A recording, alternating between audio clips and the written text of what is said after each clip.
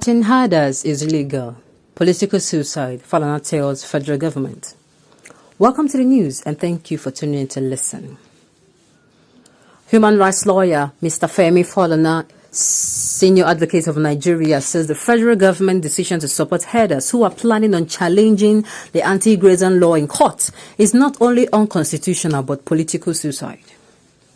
Falana said this in a statement on Monday while reacting to a report quoting the Special Assistant Media to the Attorney General of the Federation and Minister of Justice Dr. Omar Gwandu that the federal government supports moves by herders to sue southern governors over the anti-open grazing bills they recently signed into law in their respective states. The activists urge that the decision of a federal government to take sides in the dispute between the herders and the southern governors is a constitutional aberration and political suicide. He added specifically, it is a gross violation of Section 17 of the Constitution, which provides that the Nigerian people are entitled to equal rights and opportunities before the law, and Section 42 thereof, which has prohibited the federal government from conferring advantage on any group of citizens. Accordingly, the resources of the entire Nigerian people cannot be dissipated on defending herders against state governments. The senior advocate said the alliance between the herders and the federal government is completely at variance with the National Livestock Transformation Plan of the government, which has adopted ranching. In defending the herders in the case, the federal government will certainly run into serious contradiction, having made available the sum of 6.2 billion naira to Katsina for ranching.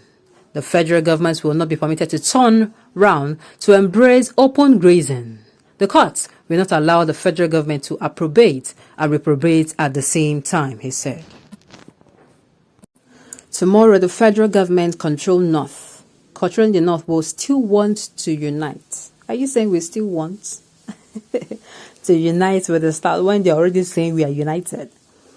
And keep on suppressing them in the name of one Nigeria. And some Southerners will still fall for it. They will still support one Nigeria as if they are blind and deaf and not saying the wicked politics the North is playing on them.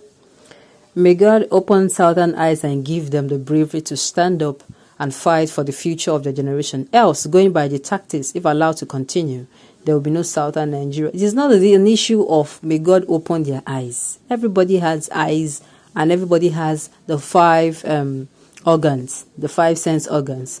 So if you refuse to use yours, then now it is now your problem. If you refuse to use yours, it's a problem. No rational thinking person will support this.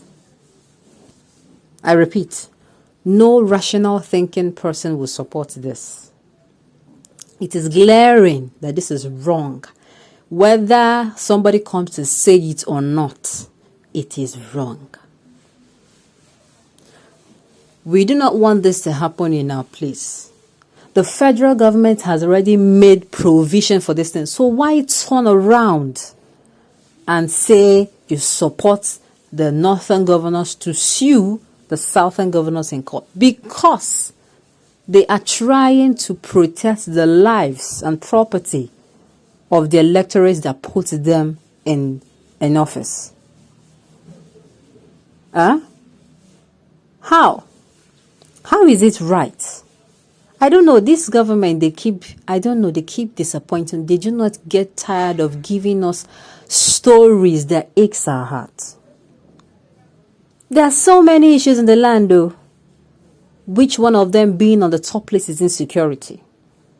Second is the economic position of our dear country.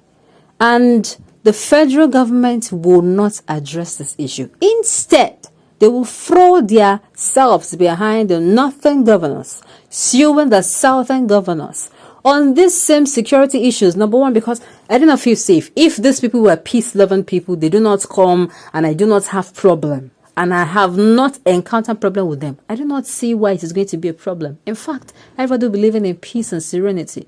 But for the fact that these people have proven that they are to be feared, they have proven that they are to be they're not to be trusted. They come into farms, destroy the livelihood of some farmers. Some farmers, that is their livelihood. That is what they live by. You destroy it, and when you destroy it, these people say, no, you cannot continue. it starts resulting in a clash where people lost their lives. People defending their land and their means of livelihood lost their lives to this. And the federal government is saying that these people, that they should sue the southern governors. The leaders of this particular people should sue the southern governors. Why? For signing an anti-grazing bill into law. I don't understand. We see what is good and we turn it upside down, and we say upside down is better. Why? I keep saying I do not want to believe that the federal government is in its right mind when doing this thing. There are some things you hear, you'll be so ashamed. No, this thing is not, no. I believe that maybe a spell was casted, or maybe they were too stressed. No. This has been going on for decades. This has been going on for years. They keep imposing what is wrong and refuse to do what is right. What do we see in our dear Nigeria country today? We see that issues that matter, they are not given attention. They are not treated as matters arising. Take a perfect example of what I'm about to say. This Twitter ban. There is so much chaos and insecurity in the country. Intimidation of the common man, intimidation of other regions were going on. And the government, the electorates keep saying the government should call for, an open table discussion where each region, maybe they will explain to us why many things is going, because maybe understanding might be the cause.